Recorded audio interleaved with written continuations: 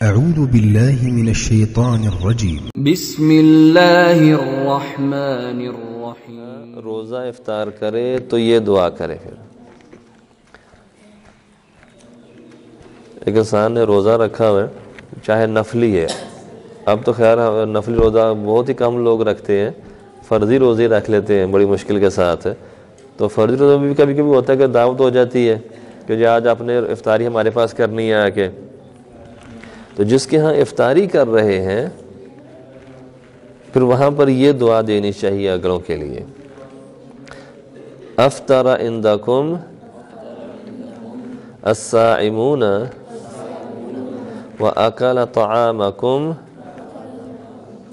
الابرار وصلت علیکم الملائکہ۔ افطر عندکم الصائمون وآکل طعامکم الابرار وصلت علیکم الملائکۃ۔ افطر عندکم، افطار کیا ہے تمہارے پاس، الصائمون روزے داروں نے، وآکل طعامکم اور کھایا ہے تمہارا کھانا،